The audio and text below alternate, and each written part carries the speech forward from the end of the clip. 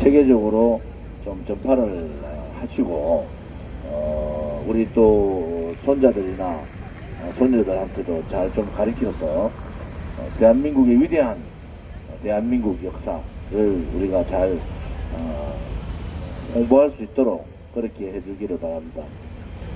여기 계신 분들 외에 지금 유튜브가 보통 제가 보니까 몇만 명이 보더라고요. 그리고 이게 매일 이 팟캐스트를 기다리는 분들도 계십니다. 교육을 위해서.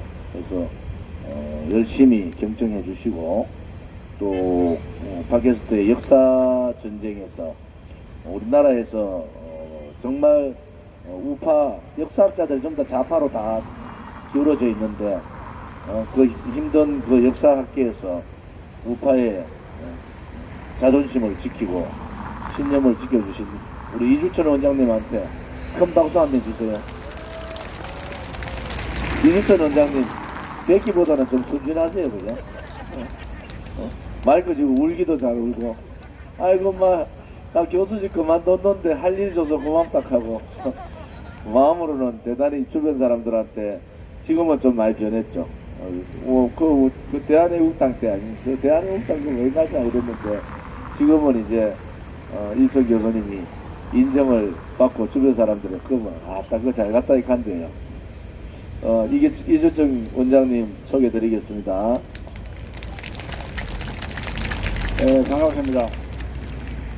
제가 저 정권이 주사부 정권 몰락하는 거 보고 죽기 전에는 저의 정당 정치에 대해서 해보려고 쓸 기회가 있을지 모르겠습니다. 저는 상당히 지금 보람있게 느끼고 있습니다.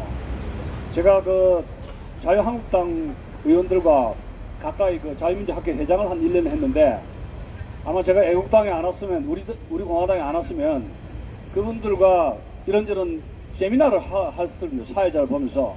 근데 저는 제가 작년 2월달에 건강대학을 끝내고 저희 안양에 올 때 이런 결심을 했습니다. 학문을 이만큼 가르치면 31년 가르치는데 학문으로 강단에서 나라를 구하는 것은 이제 끝났다. 저는 그런 결심이었습니다. 그래서 저에게는 두 가지를 생각했어요. 하나는 굉장히 엉뚱한 생각인데 신학교로 가가지고 목사가 되고 싶다. 신학을 공부해서 신학교 신학 문제죠. 두 번째는 좀 더 적극적으로 학문 외에 적극적으로 더 참여를 해야 되겠다. 현실 문제에 대해서 그런 생각을 했었는데 저를 신학교에 안 낸 사람이 있습니까? 이 많은 신학교가 어디에 붙은지 제가 알 게 뭡니까? 결국은 그런 데는 못 가고 결국 이제 이쪽에까지 왔는데 아마 제가 계속 자한당 국회의원들과 같이 있었으면은 아마 끝이 없는 세미나를 했을 겁니다. 끝이 없는 세미나. 저는 세미나라든가 학문으로 대한민국을 구할 시기는 이미 지났다고 보는 사람입니다. 지금 우리나라 지식인들이 왜 비극이냐? 우리나라 역사학회 완전히 작용화되었습니다. 역사학회. 저기 백주년이라는 하는 것도 나라도 없는데 저기 백주년 해가지고 상해 임시주권국가 건국이다 해가지고 국민을 속이는 그 탑이 저게 만들어지려는 게 바로 저거예요. 그 다음에 법조계 알죠? 김일성 장학생들 60년대 말에 김영규 간첩 출신인 김영규의 소리 없는 전쟁의 그 책에 의하면 대한민국의 모든 위헌 사태는 북한이 개입이 안 된 데가 없다고 그 사람이 장언하고 저하고 대전 병원에서 폐암으로 죽었습니다. 제가 직접 가보지는 못했습니다만은 대한민국 모든 유혈 사태는 좋지 않은 사건 사고에는 북한이 개입됐다고 자기 자신이 장담을 한 인물입니다. 그런데 북한에 내려온 간첩들이 살아남기 위해서 무슨 짓을 했냐면은 수도권 일대 고시원 알죠? 거기에 와리를 틀고 빌딩을 짓고 고시원을 와리를 틀고 스카이 데모하지 말고 법대생들 장학생으로 해가지고 키워서 사법부를 장악해라. 그래서 10명 중에 1명만 사법고시해도 대한민국 자경화의 성공이다. 그런 이야기를 한 지가 이미 30년, 40년이 흘렀습니다. 여러분 사법부 알죠? 지금 사법부 보시지 않습니까? 박근혜 탄핵이 어떻게 이루어졌는가? 그 이야기 나중에 합시다. 이러다 또 3천부 빠지니까 오늘 6.25 아마 잘못하면 못 보낼지는 모르겠습니다. 제가 6.25 전쟁을 대학교에서 학생들한테도 6.25 한미관계로 해서 강의를 했습니다만은 그 당시에 그 학생들에게 제가 이런 이야기를 했습니다. 미국에서의 한국전쟁은 forgotten war, 잊어버린 전쟁이다. 한국전쟁과 베트남 전쟁은 잊어버린 전쟁이다. 미국인들은 그렇게 각인되었습니다. 왜 그렇겠습니까? 한국전쟁, 6.25 전쟁은 무승부 전쟁이죠. 그런데 베트남 전쟁은 철수를 했기 때문에 진전쟁이에요. 그것을 미국인들은 기억하고 싶지 않다. 그런 말이었던 것입니다.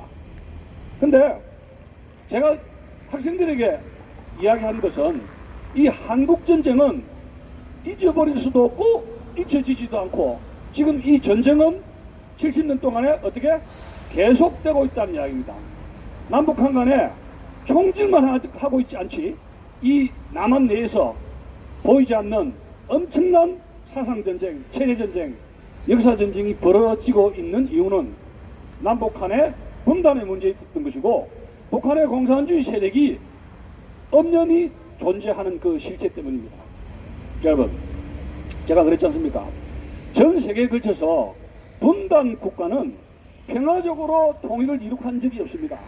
예멘도 평화적으로 통일하자 해가지고 북예멘, 남예멘 해가지고 결국은 내란으로 들어가고 총질해가지고 총질하고 죽고 죽이고 해가지고 결국은 무력으로 해가지고 한쪽이 강한 세력이 약한 세력을 억압을 한 게 그거 아닙니까? 모든 분단 국가는 통일을 하게 되면은 강한 세력이 약한 세력을 잡아먹게 되어 있어요. 그래서 우리나라가 왜 위기에 왔느냐?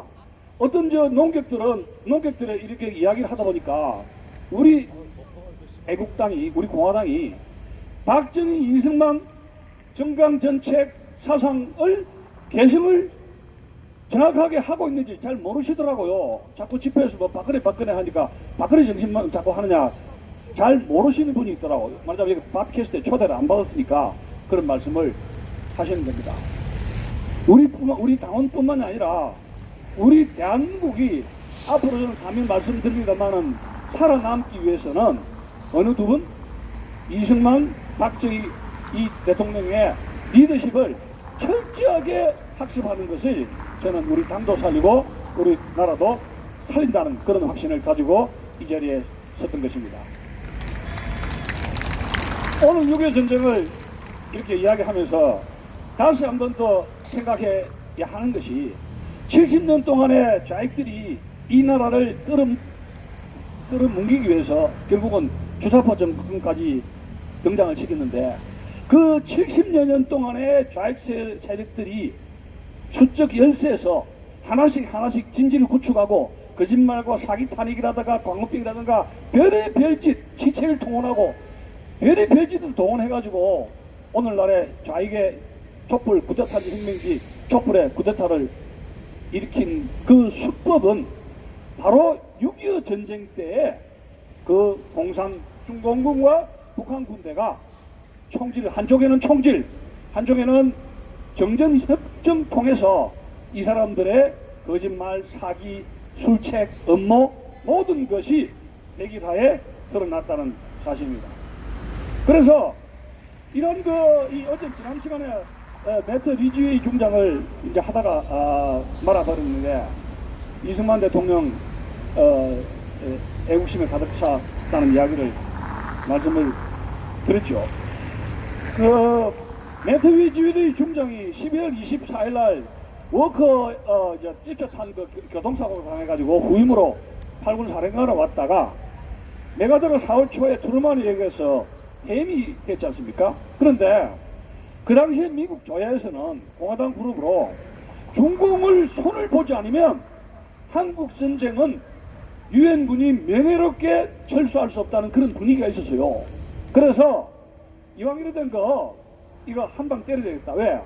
중공군이 개마고원으로 왔으면 유엔군은 저 만주를 폭격할 권리가 있죠. 그렇지 않습니까? 남한이 북한에서 우리가 침략 당했는데 당연히 미국은 유엔군이 도와줘야 되고 중공군은 선전포고 없이 미국과 유엔군에게 공격을 가하지 않습니까? 그것은 침략 도발이라면 미국의 공군기, 최소한도 공군기만이라도 만주를 폭격을 할 수가 있어야 되었습니다. 그래서 트루만 메가드는 자신의 그런 불만을 트루만에게 항의한 게 아니라 공화당의 상원 의원에게 편지를 보내거나 기자회견을 통해서 그런 불만을 터뜨린 거예요. 그러다 보니까 트루만은 이것은 항명이다 해서 구실을 갖게 되고, 한창 미국에서 한국에서 중국 공산당하고 붙어야 된다, 그러한 요구가 여러처럼 할 때 트루만이 메가드를 모가지를 치면서 그 불을 꺼버리고 말았습니다.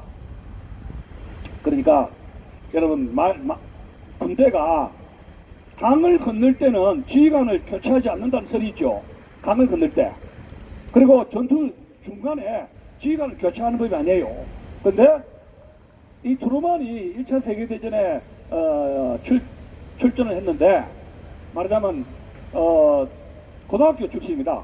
트루만이 고등학교 출신이고, 당내에 세력도 많지가 않았고, 그 다음에 군대에서 무슨 별을 단 것도 아니고, 학벌도 미주리 유지에 있는 그쪽에서 자랐고 해서, 우리나라 같은 강원도 감자바위처럼 상당히 그 촌놈이에요. 촌놈인데 이제 이제 반공 분위기로 해가지고 이제 재수가 좋아가지고 부통령이 되고, 대통령이 암살되면서 이제 대통령으로 한 입지전적인 인물이었습니다. 그래서 당 내에서는 별로 인기가 없어요. 그런데 이 사람이 이런 말을 했습니다. 제2차 세계대전이 터져가지고 독일이 바바로스 작전을, 히틀러가 모스크바 소련을 공격했을 때 박수를 쳤습니다. 그러면서 한 말이 이런 겁니다. 소련과 독일, 공산주의와 독일의 나치스트들은 박 터지게 싸우고 곰과 호랑이가 죽도록 싸우고 저들이 물어뜯어 죽을 때까지 싸우도록 내버려두라, 그런 유명한 말을 했습니다. 트루만은 이 당시에 뼛속까지 공산주의자였습니다. 나치도 싫어하고 공산주의자들을 싫어하는 인물인데, 다만 당과 군부라든가 이런 국민들 사이에 별로 인기가 없었습니다. 그러다가 이제 이 메가드가 계속 공화당의 대통령 후보로 해가지고 이렇게 캔디데이트 해가 이렇게 자꾸 인기가 뜨니까 막 그런 데 대한 어떤 라이벌 의식이라든가 어떤 콤플렉스라든가 그런 것이 없었다고 보기는 어렵습니다. 그 지도자가 굉장히 중요한 것이, 김대중 씨가 목포상고 대학교 안 나와가지고 YS에 대한 콤플렉스가 있었지 않습니까? 그러다 보니까 우리나라 대통령 중에서 명예박사 학위를 따기 위해서 전 세계를 돌아다니는 게 DJ예요. 학벌 콤플렉스예요. 예? 경희대학교 명박을 해가지고 마지막에는 이 사람이 집착한 게 노벨 평화상이라는 거 알죠? 그걸 누가 줍니까? 그러니까 돈으로 해가지고 몇 킬로 해가지고 이 노벨상 위원회가 해가지고 국정을 총해가지고 약을 쓰고, 김정일에게 5억을 갖다 주고 결국 평양 가가지고 5억을, 미국이 여러분 김대중을 2번 살려줬을 때 북한에 5억 달러 갖다 주면서 노벨 평화상을 타라고 그 사람을 2번 살려줬습니까? 어째 보십니까? 여기 젊은 사람 있는데 그건 아니죠. 미국과 대한민국 국민은 김대중에게 속았어요. 우리는 지금 30년 동안에 주사파에게 속았죠. 이번에 뭐는 반일 토착 외고다 뭐다 하는데, 이번엔 만약에 일본과의 경제전쟁에서 이런 그 반일 프레임에 속으면은 저는 대한민국의 미래는 없다고 봅니다. 진짜 우리 정신 바짝 차려야 됩니다. 자, 이 매튜 리치웨이가 이제 그 당시에 드리스타였는데 4월 달에 메가드에 부임을 해가지고 유엔군 사령관이 됐는데, 이 리치웨이는 이런 겁니다. 병력을 더 이상 원치 않는다. 다만 내한테 공군과 해군 화력만 주면은 나는 중공군을 무찌르겠다. 그렇게 하고 전선에 직접 가서 태각하는 패닉이 된 이 유엔군들을 후퇴를 막았습니다. 자기가 권총을 빼가지고 그래서 이 리치웨이가 현장의 지도력으로 해가지고 이 소위 그 유엔군의 태각을 막고 전선을 안정을 시켰습니다.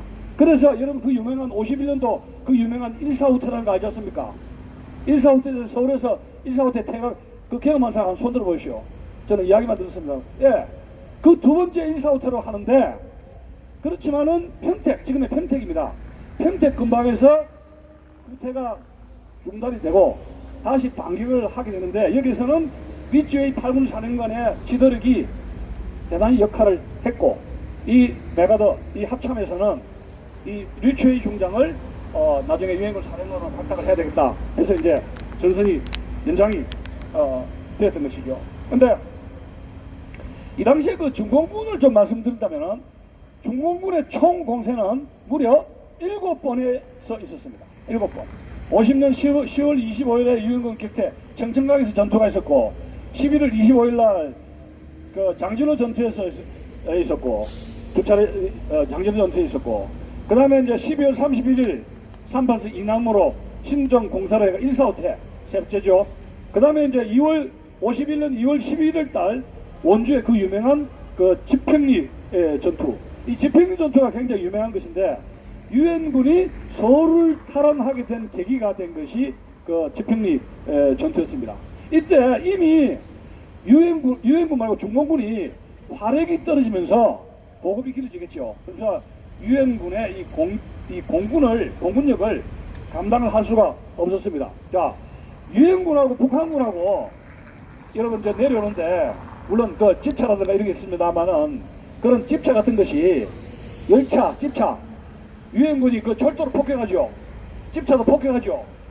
낮에는 병력을 이동시킬 수가 없습니다. 자, 그러면 야밤에 뭔가 떡이라든가 보급이라든가 뭘 이동을 시켜야 되는데 이 중공군은 뭘 가지고 이동하겠습니까? 그 옛날에 이 옆에 지고 있는 게 뭡니까? 지게라는 거 알죠?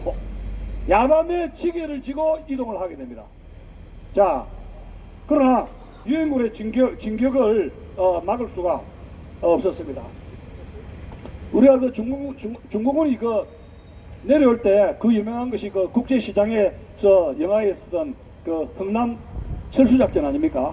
근데 그때에 14,000명의 인명을 탈출시킨 게 메드로스 그 빅토리아인데 이건 뭐 군함이 아니고 이런 그 화물선이라고 이렇게 이야기도 하고 있습니다만은 메르데스 빅토리아 14,000명을 탈출시켰는데 문재인의 운명을 보면은 재미난 말이 나오고 있어요. 흥남 철수 작전에서 아버지가 LSD를 탈출했다고 이래 이야기합니다. 그리고 문재인 자기 아버지는 절대 공산당원이 아니었다. 여러분, 함흥시에서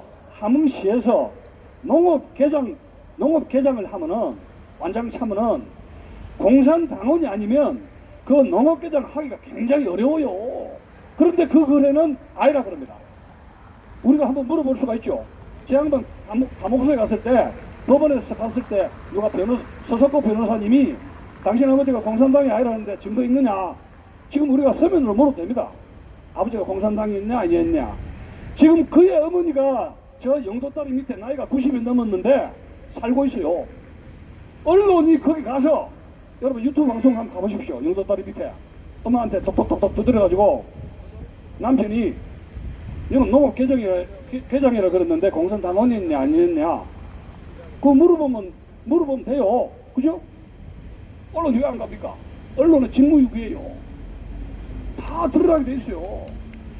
근데 제가 그 이야기를 한 이유는 LSD라는 것이 수륙, 양육, 해변가에서 이렇게 상륙하는 그런 조그만 보트거든요. 그 한 10명, 20명 이상 못 타요. 그리고 파도가 뛰는 동해안에서 영안도로 멀리 못 나갑니다. 작전하기 50분, 30분, 1시간, 30분 이상으로 노르망디 상륙작전에서 해변가에서 LSD를 떼어가지고 노르망디 그쪽으로 상륙시킨 게 조그만 상륙전인데 함흥에서 원산 해가지고 그 동해안에 겨울에 부산이라든가 거제도로 그런 10명, 20명 하는 그 보트를 타고 함장이 그런 걸 지시할 수도 없어요, 이게. 제가 이 군사령관들한테 LSD가 이거 원한 앞바다 이거 띄울 수 있냐 그러니까 잘 모르겠다 그러더라고. 이거 아마 그 문재인의 운명에 보면은 그러면 자기 아버지가 좋습니다. 자기 아버지가 LSD를 타고 왔다 칩시다. 거제도로 갔다 그러는데 그런데 그렇다면은 문재인의 운명에는 땡큐 아메리카 우리 저 트럼프 대통령 왔지 않습니까? 땡큐 아메리카 땡큐 트럼프 얼마나 외쳐댔습니까? 30분 1시간 외쳐댔죠. 근데 그 책에 그런 게 한 구절도 없어요. 미군 고맙다는 말 한마디도 없고 바로 그 다음 챕터에 어떤 말이 나오냐면 이영의 전환시대의 논리를 읽었는데 베트남에서 미군이 철수하고 미군이 패배한데 희열을 느낀다 하는 게 이영이가 나와 있거든. 이영의 전환시대의 논리 책에 나오는데 그걸 보고 문재인은 기쁨을 느꼈다는 거예요. 베트남이 공산화 되고 미군이 올라면서 패해가지고 도망가를 보고 희열을 느꼈다는 겁니다. 그럼 이게 뭐냐 이야기예요. 그러면서 신용복을 존경한다 그랬죠. 공산주의자. 신용복은 법정에서 나는 공산주의자라고 공언한 사람이에요. 재판장 안에서. 그 통지당. 그러면 도대체 우리가 생각해 볼 때 이 사람은 경남중학교, 경남고등학교라는 부산의 인류 아닙니까?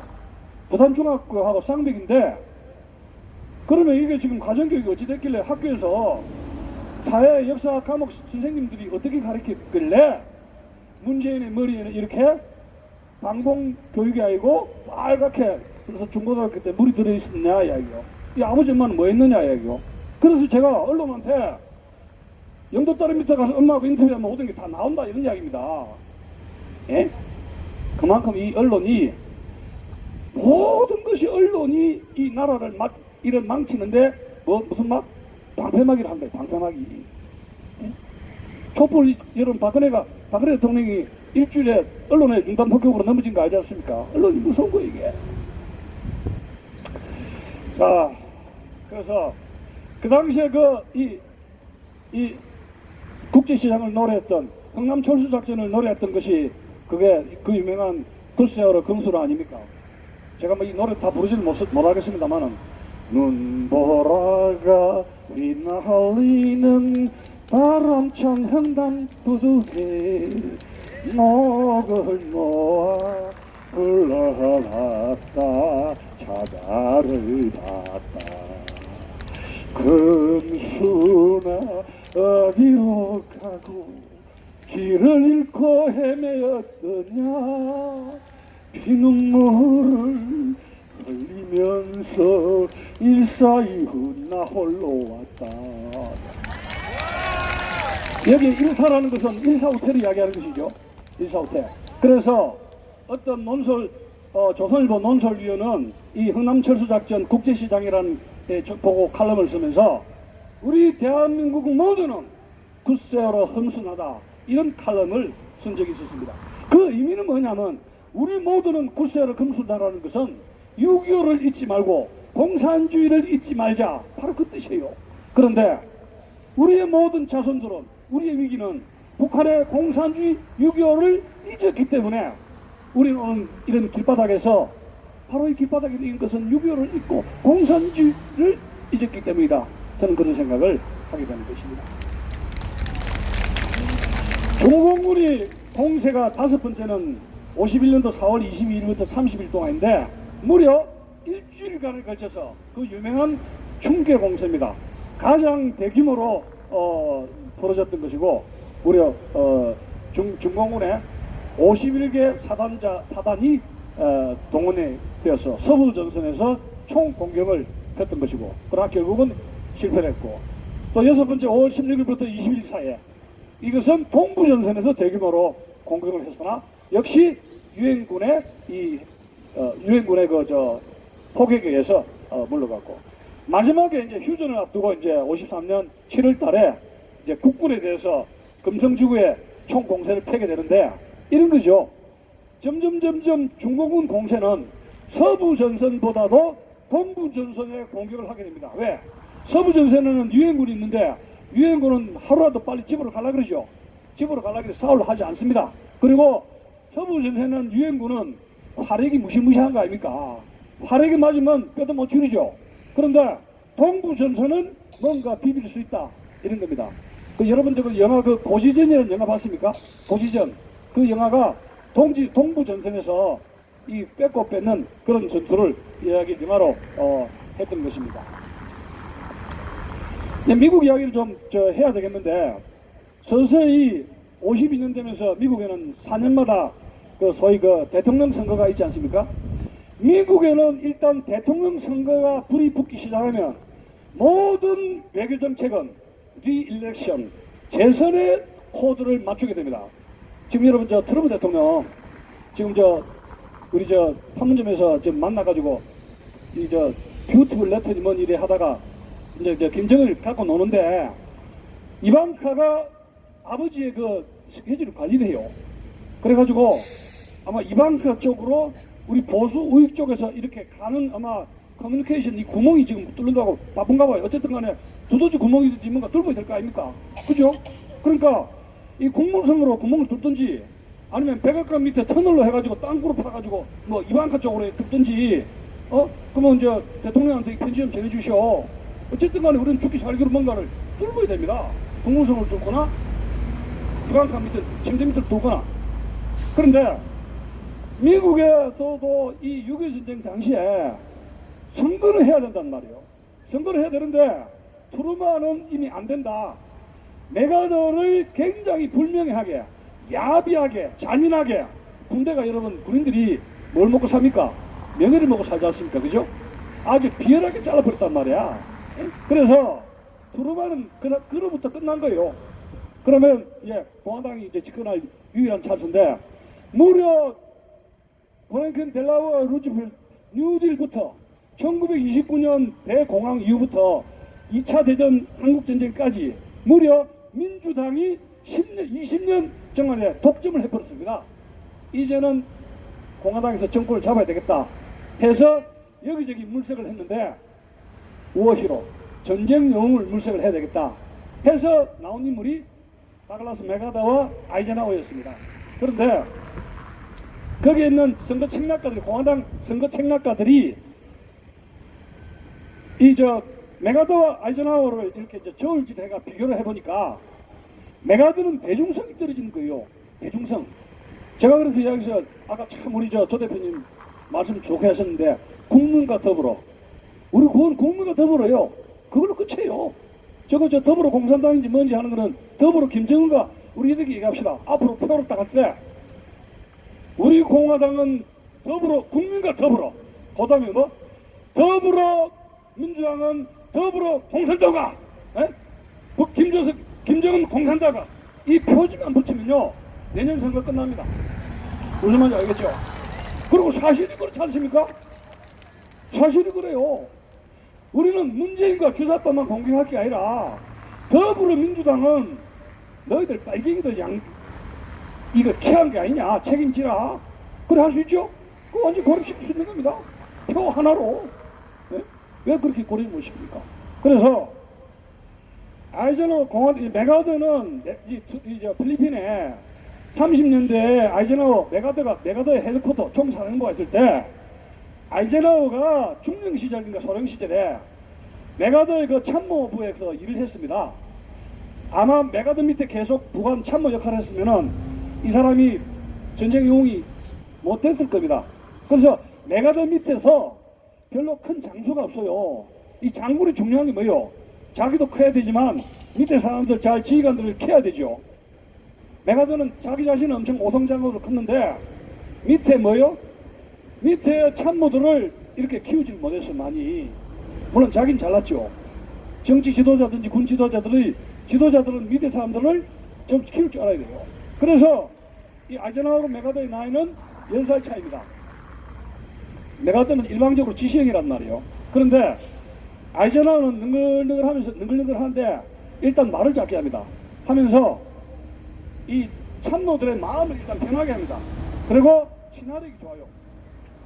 패튼 장군이 그 시칠리아 전투에 가가지고 병사가 겁이 나가지고 전투를 안 하니까 너 이 새끼 일로 와 해가지고 너 인마 군대가 이렇게 하면 약간 기사되기 때문인데 그것이 언론에 보도되고 해가지고 그걸로 해가지고 옷을 벗을 뻔했습니다. 패튼 장군이 런던에 갔는데 아이젠하워가 이걸 잘라버리려 하다가 이 전투력이 있지 않습니까? 그래서 44년 노르망디 상륙작전 이후에 발지 전투를 해가지고 굉장히 연합군이 어려울 때 아이젠하워는 패턴을 부릅니다. 마치 이거는 백선엽 장군이 6.25가 터지면서 소령입니까? 박정희 소령을 불러가지고 당신 일로 오라 해가지고 옆에 앉아라 한 거 아닙니까? 백선엽 장군. 그래서 아이젠하워가 패턴 장군에게 그거 가가지고 탱크 부대를 지휘라 해가지고 군단 병력을 줍니다. 패턴이 거기에서 대공을 세우면서 이 히틀러의 바지 전투를 종식시키게 됐던 것이죠. 이 사람이 아이젠하워가 부하들이 마음이 편합니다. 아이젠하워 밑에 가면은 친화력이기 때문에 말을 적게 하죠. 그 다음에 자기 이 역할 분담을 착착착 이렇게 하는 이 부하들이 많이 딴다 이야기예요. 그래서 이 사람이 나토 총사령관하고 여기는 여러분들 알다시피 콜롬비아 대학의 총장까지 했습니다. 인덕이 있는 거죠. 그러다가 이제 그 공화당에서 아이젠하워라는 인물을 발견한 겁니다. 전쟁 영웅인데 이 사람을 대통령 후보로 하면은 확실하게 정권을 장악하겠다. 그런 판단을 했던 것입니다. 그래서 결국은 대학 총장, 그러니까 이 사람이 선거 공약으로 이런 겁니다. 간단한 겁니다.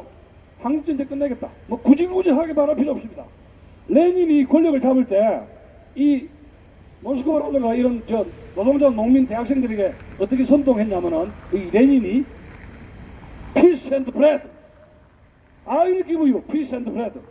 나는 여러분들에게 빵과 평화를 주겠다. 간단한 겁니다. 우리 구호는 뭐예요? 국민과 더불어민주당은 더불어공산당이다. 그 딱지 하나면 끝나는 거예요. 그거 하나면 한 방으로. 그래서 이 사람이 그 선거 공약은 한국전쟁 끝내겠다. 그거 아닙니까? 그래서 당선되고 나서 한국을 직접 방문을 했습니다. 아이젠하워의 주특기는 친화력과 조직력입니다. 지가 야전에 가서 싸우지 않습니다. 다른 사람을 보내는 겁니다. 여러분 초안지에서 그 유방 알죠? 유방이 한신을 꼬셔가지고 전방에 보내는 것과 똑같습니다. 한신 장군이 항우 진영에서 뛰쳐나와가지고 유방을 만났습니다. 그 유방하고 이제 대화가 나오는데 당신 내한테 왜 왔나 했어요. 유방이 한신한테. 그래서 용병 굉장한 덕이 있다고 하는데 유방이 이렇게 이야기합니다. 한신한테. 당신은 도대체 용병 손자 병법이 그리 뛰어나다고 들었는데 당신은 도대체 몇만 명을 지휘할 수가 있느냐. 그래서 이 한신 장군은 이렇게 이야기합니다. 각하, 저는 많으면 많을수록 좋습니다. 50만이든지 100만이든지 많을수록 좋습니다. 그런데 이 유방이 한신에게 다시 묻습니다. 그러면 도대체 나는 어느 정도 거느릴 수 있습니까? 이 한신 장군에게 물었습니다. 자기 이 사람이 건달이고 깡패요. 현덕이라는 사람이 젊을 때 완전 건달입니다. 근데 주특기는 건달들한테 술 쏴주는 게 주특기예요. 그래서 정권을 잡은 겁니다. 자, 한신이 한 유명한 말이 있습니다. 그래서 이제 다다익선인데 자기한테 병력이 주면 줄수록 많다는 것인데 다다익선이죠. 네. 귀하는 왕은 내같이 100만 대군을 부릴 수 있는 사람이니까 내보다 당신이 더 위대하다 그런 말입니다. 100만 대군을 부릴 수 있는 사람이 위대합니까? 100만 대군을 지휘하는 사람이 더 위대합니까? 그게 지휘력이다 이런 얘기예요. 제가 왜 이런 이야기를 하냐면은 이 아이젠하워라는 사람이 군에서 이런 박정희 대통령 알지 않습니까? 뭐 전두환 장군도 있던데 많은 장군들이 전기에 와가지고 성공하는 면이 많아요. 캐사라도 그렇고. 근데 저는 교수인데 참 교수가 전기에 가서 성공할 일이 아주 희미한데 과연 내가 정당 가서 성공할 수 있을까 제가 자꾸 그런 생각합니다. 근데 어제 제가 저희 마누라를 만났는데 이런저런 이야기하는데 당신 정치인은 안 돼. 꿈깨 이거예요. 당신 그래 고지식하고 순진해가지고 뭐 조금만 눈물질 건지 하는데 그 가서 뭐 얼마나 하겠느냐고 뭐 큰 생각 말아라 그러더라고요. 근데 anyway 다만 이 아이젠하워가 이제 조직력과 친화력이었는데 한국 전쟁을 빨리 끝내야 되겠다 이런 것이 우리나라의 이승만 대통령에게 전달이 됩니다. 자, 트럼프 대통령이 판문점을 만났을 때 김정은을 갖고 놀면서 이렇게 뛰어가지고 뭐라 했냐면은 이거 뭐 이 회담 뭐 빨리 안 끝납니다. 서서히 이제 130km 되는 김정은 대지를 갖고 놀겠다는 거 아닙니까? 김정은 죽을 맛이죠. 왜? 북한의 공산주의 수법에 의하면은 자유진영 사람들은 협상을 엿가루처럼 질질질 끓으면 똥구멍에 똥줄이 타서 양보를 하면서 공산주의자들은 이득을 얻는다 하는 것이 공산주의자의 협상팀의 ABC예요. 그런데 이 트럼프는 손자병법을 읽었다 그래요. 그러면서 공산당 수법을 좀 아는가 봐요. 이게 이제 미친 거예요. 질질질질 끄니까. 그래서 제가 뭐 전쟁이 납니다만은 이번에 선거가 당선되면은 중국 문제라든가 북한 문제가 제 추측입니다. 급물살을 타지 않을까 그런 생각됩니다. 왜냐? 선거 전에 이란을 폭격을 하려고 그러는데 옆에 선거 참모가 카카 이라크 때리면은 사상자가 많이 나면 민간인들이 뭐 50명 100명 죽는다 그러니까 사상자가 많이 나면 아무리 그걸 잘 두드리 패도 여론이 나빠져서 선거에 마이너스가 됩니다. 부시 보십시오. 부시가 이라크 전쟁했습니다마는 4년 해가지고 클린턴한테 뭐가 있습니까? 이 바보야 경제 문제는 경제야 해가지고 그거 하나 들고 와가지고 뒤집어 졌지 않습니까? 그래서 그래? 그럼 어떻게 되느냐? 이리저리 질질 끌어라 이야기. 질질. 그래서 그 책략대로 하게 된 겁니다. 자, 문제는 아이젠하워든지 트럼프 행정부든지 북한의 공산주의, 중국의 공산당을 요리를 하게 될 때 대한민국의 국가 이익이 얼마나 확보되고 대한민국의 국가 이익이 얼마나 침해되느냐 그거죠. 그것 때문에 이방카 여사의 터널을 뚫든지 뭔가를 침실을 뚫든지 그 구멍을 뚫어야 된다는 바로 그 말입니다. 우리 이야기도 해야 된다는 말이에요. 우리가 이렇게 하면 안 된다. 그래서 아이젠하워가 여기 와가지고 아이젠하워의 대한인식이라는 것은 이겁니다. 이것도 아니고 저것도 아니에요. 산발선으로 북진하는 것도 안 된다. 통일, 자유민주 통일 어림도 없어. 어림도 없어요. 미군들이 죽는데 대한민국 사람들이 미군의 목숨값 내놓을 수 있습니까? 못 내놓잖아요. 그러면 남침, 북한, 남한의 공산화 그것도 안 된다 이것들. 올라가는 것도 안 되고 내려오는 것도 안 됩니다. 제가 어릴 때 국민학교 중학교 때 이승만 박사 사회역사 수업은 거의 내가 99점 100점 받았는데 거기에 이승만 박사의 북진 통일이 그게 있습니다. 근데 제가 어릴 때는 이승만 박사의 북진 통일 저는 당연하다고 봤습니다. 제가 어릴 때는 순진해서 그것도 참 순진한 건데 열렬하게 지지했습니다. 제가 국민학교 중학교 때. 그런데 제가 나이가 들어가지고 대학 교수가 돼가지고 학회다 뭐다 가가지고 이승만 박사 뭐 한미관계 어쩌고 저쩌고 하니까 이승만 박사의 북진 통일은 이거는 미치광이 전쟁광이 하는 이야기고 늙은이가 하는 또라이가 하는 짓이지 서구 꼴통이 하는 것이지 한반도는 평화적으로 해야 된다. 학회에서 발표를 쫙 하고 있어요. 근데 제 마음은 그걸 듣고 세상의 민주화의 분위기죠. 근데 저는 그걸 듣고 좀 납득을 안 했습니다.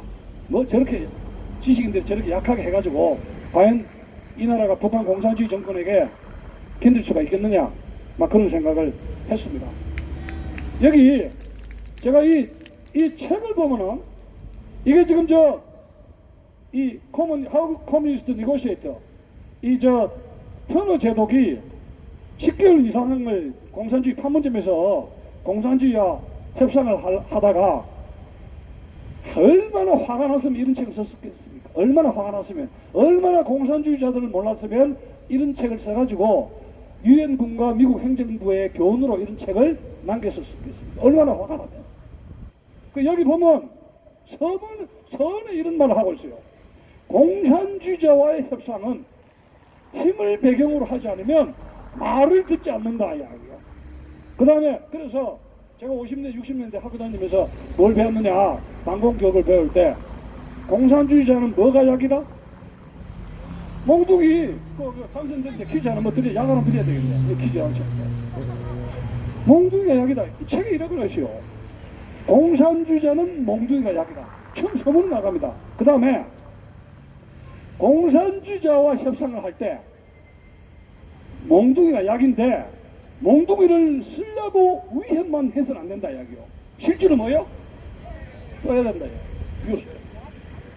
자식이 제가 어릴 때 참 제가 가정 이야기 했으면 안 되셨나면 제가 어릴 때 국민학교 중학교 고등학교 때 성적이 나쁘면 부모님이 뭘 듭니까? 몽둥이 들지요. 제가 두드려 맞았습니다. 솔직하게 많이 맞고 컸습니다. 근데 지금은 너무 매가 없으니까 좀 이상하게 된 것 같아요. 애들이 너무 없으니까.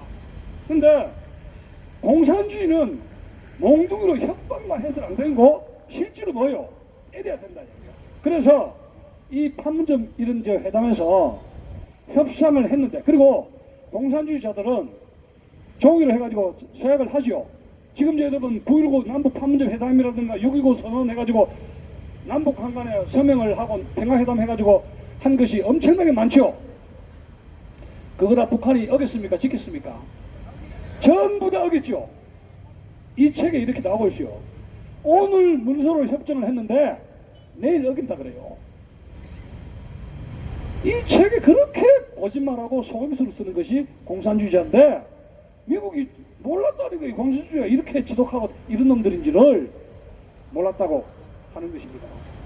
그렇다면 제가 뭐 트럼프 대통령 손자병법도 읽었다니까 좀 안심은 되긴 됩니다만은, 과거에 미국이 한국의 북진 통일도 반대하고 남쪽으로 내려오는 것도 반대를 했는데, 자 그러면 지금 트럼프 행정부는 남한에서 다단계를 허용할 것인가, 이런 이야기입니다. 여러분, 제가 그걸 항상 화두를 여러분들에게 하는 것이, 2년 동안에 트럼프 대통령이 대외관계에서 우리나라의 국내 문제 언급한 자체가 내정 관심이 되죠. 지금 여러분들이 주사파 정권에 대해서 트럼프 대통령이 어떤 경제보복을 하게 된다면, 아마 여기서 밤이 2008년도 광우병 사태에서 미국 조야에서 깨달은 게 있었습니다. 한국의 반미 감정 한번 건드리면 골치 아프다. 광우병 사태를 봤죠. 그래서 이번에 주사파 정권 손보는 것을 일본의 아베에게 맡긴 겁니다. 아베에게. 그러면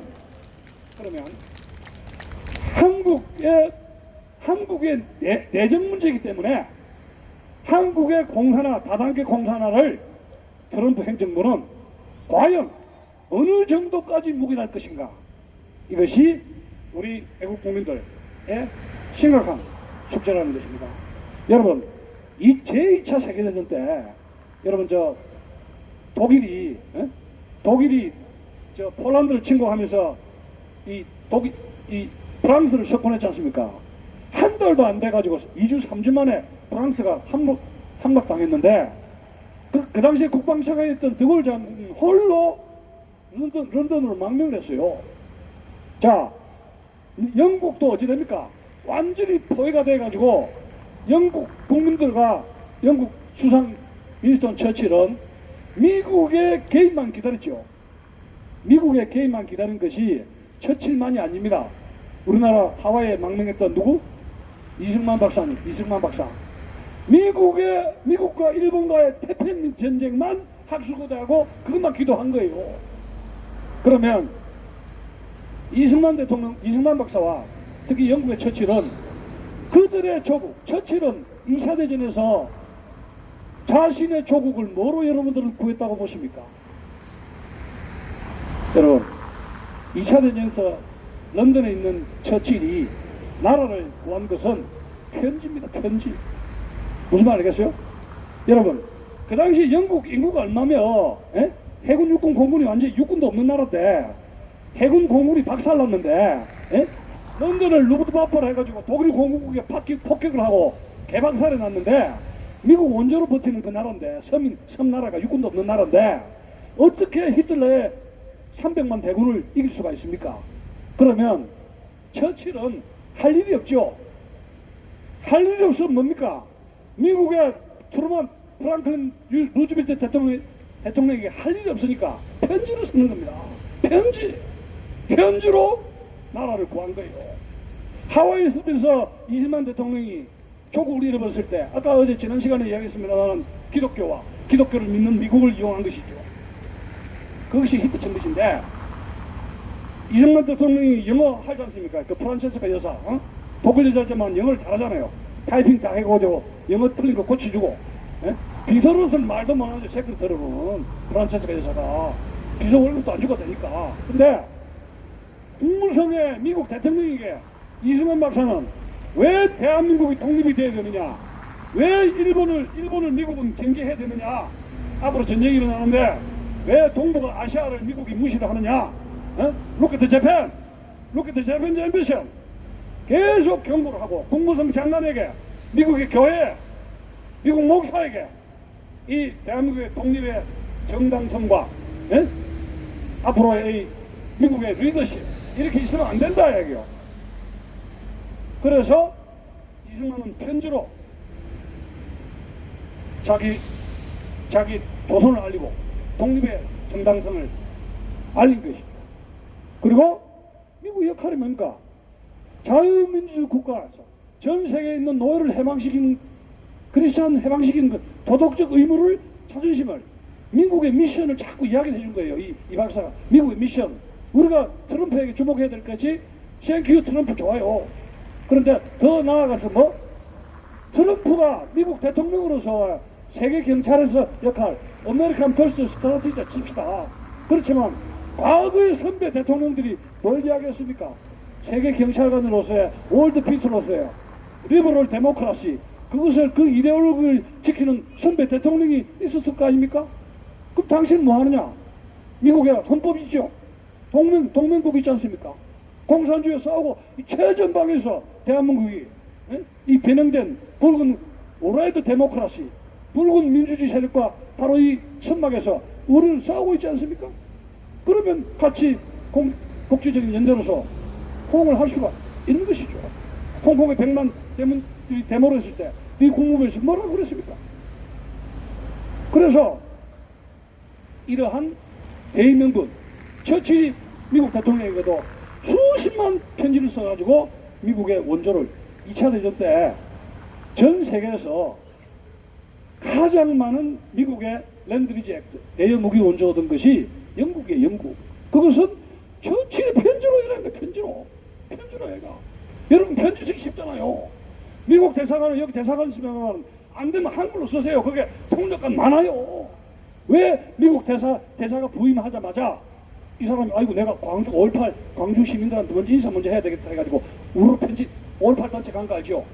그게 망신하고 왔습니다만 그때 여러분들이 부임했을 때 편지로 해가지고 여기 태극기 광화문 광장에 와서서 인사도 좀 해주십시오 하면 또 광주 가려다 일로 오는 거 아닙니까? 한글로 쓰세요. 어떤 이야기든지 쓰시라고. 영어 안 쓰셔도 좋아요. 그러면 많은 편지가 미 대사관에 워싱턴에 등장하면 이건 뭐야? 여러분 미국은 우리나라보다도 여론을 중시하는 나라 아닙니까? 예? 민주주의. 미국 내 언론도 여론도 있습니다. 그러나 월드 오피니언 미국 태극기 한국의 태극기 언론도 있습니다. 촛불도 있습니다만은 미국은 여론 정치 민주주의 국가이기 때문에 일반 보통 사람들의 여론을 중시한다. 제가 미국 유학 갈 때 제가 직접 편지를 이렇게 학과장에게 편지를 영어로 편지를 쓰고 있습니다만은 잘 쓰는 편지를 쓰면은 그 학과의 체험인들이 꼬박 죽어버립니다. 연애 편지를 우리 쓰면은 그 아무리 미녀라도 아름다운 편지를 쓰면 그 미녀가 홀딱 나봤자 지지 않습니까? I love you too much. 난 당신을 사랑한다. 당신의 모든 것을 사랑한다. 당신의 기침을 소라든가. 그러면 이 편지로 이 여자를 낚아챌 수 있지 않습니까? 그만큼이 중요한 거예요. 이게 편지라는 게 연애 편지가 그렇게 중요하지 않습니까? 그래서 우리가 별건 아니지만은 그런 노력도 해야 된다 하는 얘기입니다. 그리고 이제 그 아이젠하워는 미국 대통령이 되면서 이승만 대통령에게 건국 이후 계속 요구한 게 있어요. 한미일 동북아시아에서는 한미일 삼각관계를 통해서 항공기지를 구축해야 된다. 한국과 일본은 같이 가야지 시너지 효과가 있다. 이승만 대통령이 말 안 들으게 이거죠. 일본 문제죠. 그래서 이승만 박사도 이 아이젠하워는 이승만 대통령에게 아시아에서 한일 방공망을 요청을 하게 됩니다. 근데 이승만 박사가 대통령이 잘 안 듣죠. 그러다가 58년, 59년에 여러분 혁신당 사건, 진보당 사건으로 해가지고 경향신문 폐간시키고 그 다음에 조봉암이 처형시켜버렸잖아요. 그러면서 미국과 관계가 완전히 멀어졌던 것이죠. 자 여기서 여기서 오늘 그 이야기는 이제 휴전 협정에 대한 이야기인데 휴전 협정은 제일 지금 두 가지 이슈입니다. 38선이냐 현재 싸우고 있는 전선이냐 그게 이제 하나의 경계 문제고 두 번째는 포로송환 문제입니다. 이미 거제도 쪽에는 포로소용소 많이 있었는데, 제가 여러분 저 3년 전에 제 아들하고 저 거제도 포로소용소를 갔다 왔습니다. 답사객해서. 근데 제가 포로소용소 가서 놀란 게 있습니다. 과거를 포로소용소를 하면 과거를 이렇게 재현하는 게 참 중요한 건데, 그 타이틀 보면은 한반도 평화 어쩌고 저쩌고 구절이 있어요. 여러분, 북한 공산당이 망했는데 망하지도 않고 우리한테 잘못을 사죄도 안 했는데, 그 거제도가 어떤 곳입니까? 방공포로하고 이 공산포로하고 사륙전이 벌어졌던 것이 방공포로 그 거제도 아닙니까? 그런데 그 타이틀에 보면은 한반도 평화 어떠고 하고 앉아있어요. 이거 누가 만든 거예요? 이 한반도 평화라는 이 위장 평화 때문에 나라가 지금 이까지 가 있는데, 국민들을 도대체 이렇게 지금 눈을 가리고 평화 하면서 속이고 있습니다. 여러분, 저 김일성 정권이 제일 무서워한 것이 이승만 박정희 정권을 쭉 넘어가는데, 처음에 5.18 진압하고 전두환 정권을 굉장히 두려워했답니다. 김일성이가. 그런데 장세동이가 지발로 찾아와가지고 이런 말을 하더래요. 남과 북이 무력 충돌 다시는 전쟁이 없도록 잘해봅시다. 장세동이 그런 말을 했답니다. 김일성이한테. 그래서 이 50 세력이 김일성 이야기입니다. 이 50 군부 세력이라고 하는데 별거 아니구나. 그렇게 안 봤대요. 얍잡아봤답니다. 왜? 군대라는 건 뭐예요? 마지막 수단에는 자기 무력을 써야 되죠. 그래서 군대가 이 군대로 이 모든 것이 해결이 되는 것인데, 그 이후에 뭐 육국은 그만할 필요 없죠. 우리나라 여러분 지금 그 이후로 군대가 무너지는 거 여러분 잘 아시지 않습니까? 제가 펜타곤에 유학 시절에 80년대 펜타곤 스테이션, 펜타곤 여기 지하철 여기 있죠. 거기 가면은 제가 깜짝 놀랍니다. 80년대는 50대인데 지하철에 가면 소령 중령 대령 소령 중령급들이 지하철 전철역에서 서서 타는 걸 목격할 수가 있어요. 지하철 기차에서 군복을 입고. 근데 저는 그걸 보고 미국에 대해서 외교감을 느꼈습니다.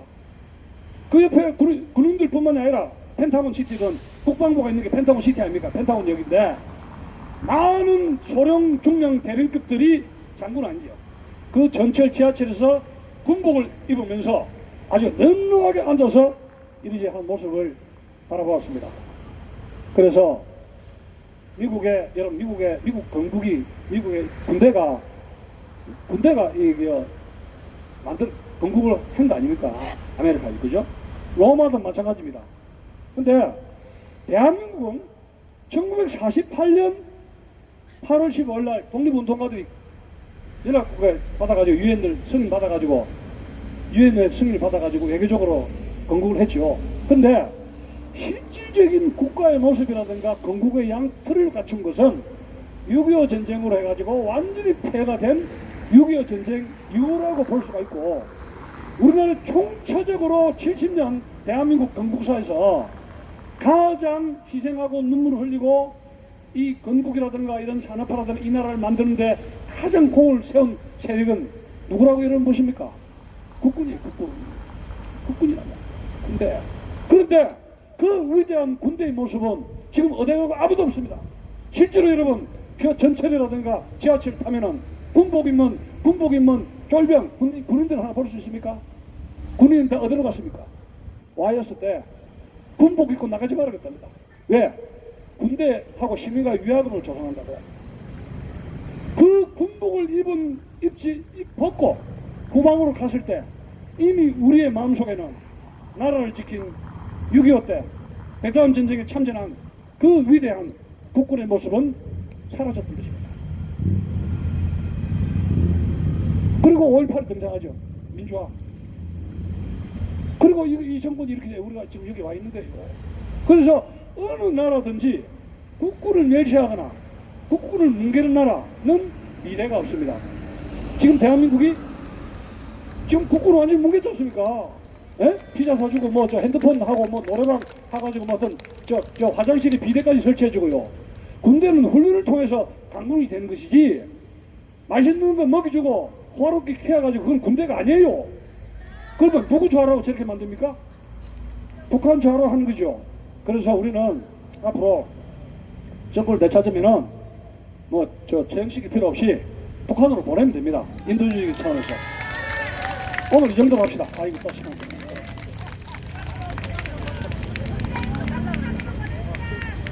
질문 좀 하겠습니다. 이제 휴지